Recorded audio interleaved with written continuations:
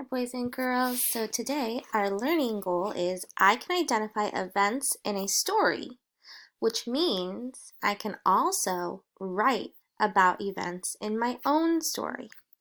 So today we're going to look at Superfab, which you should have read already with your teacher, and we're going to look at some parts of the story, because in order to be good writers, we have to understand how a story is written.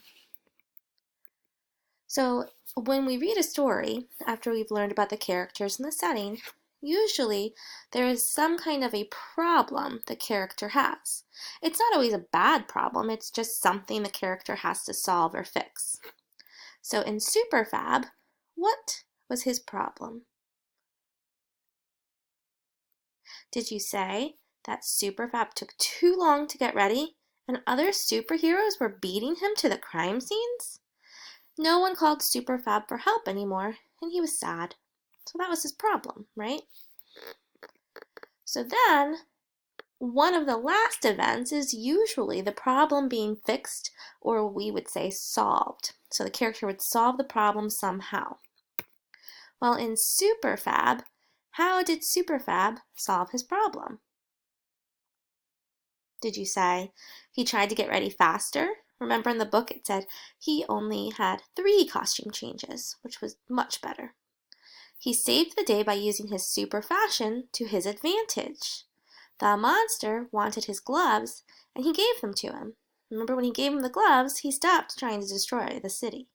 So he solved both problems, the crime and the fact that nobody wanted to call him because he took too long.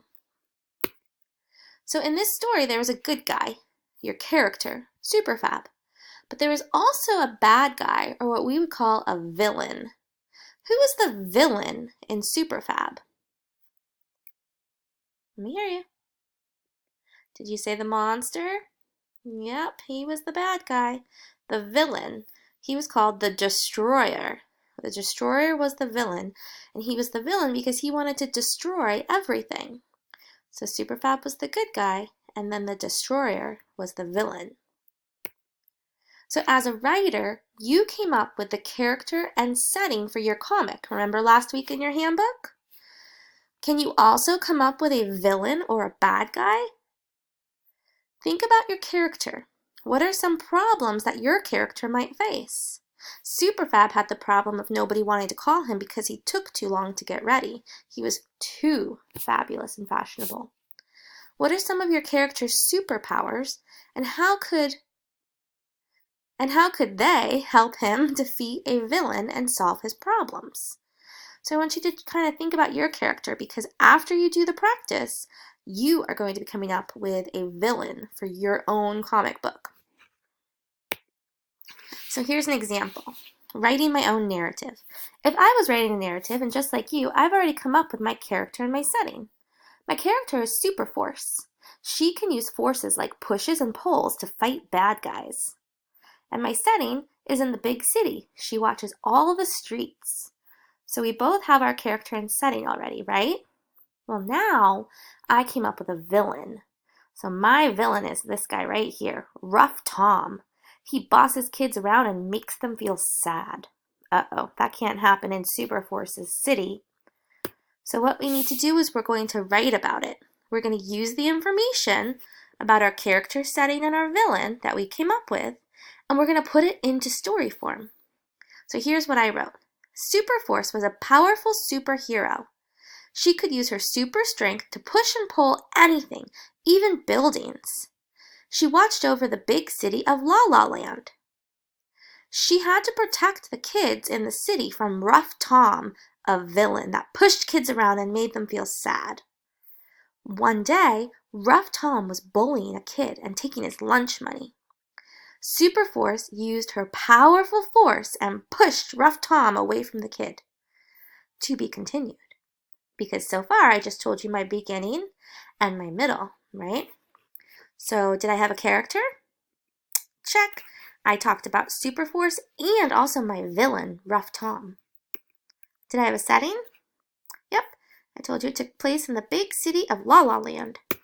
Check. Did I have a villain? I did. Rough Tom. I introduced him up here. Check. And did I have an event or a problem?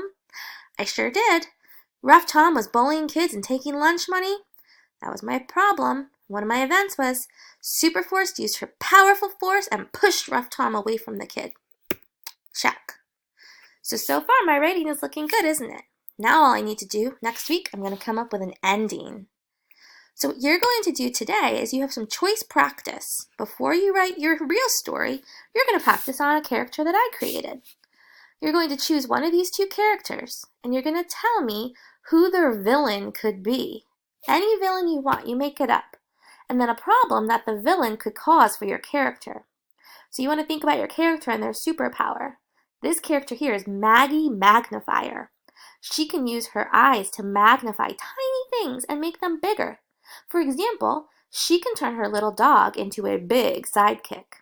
Well, who might be a villain of hers? Think about that. Or there's Vinny the Enforcer. With his gloves on, Vinny can use the forces of push and pull to push and pull anything, even giant heavy things.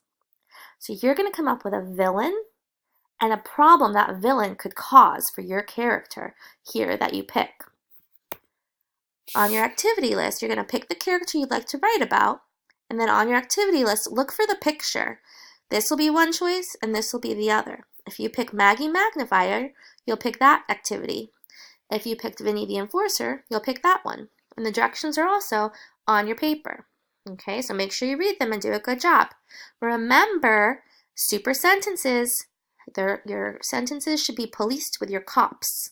Capital letter, organized, punctuation at the end of your sentences. You should have pinky spaces. And all your spelling, that's power words or sound spelling, that should be in there. All right, good luck. Go ahead on to your next activity on your activity list.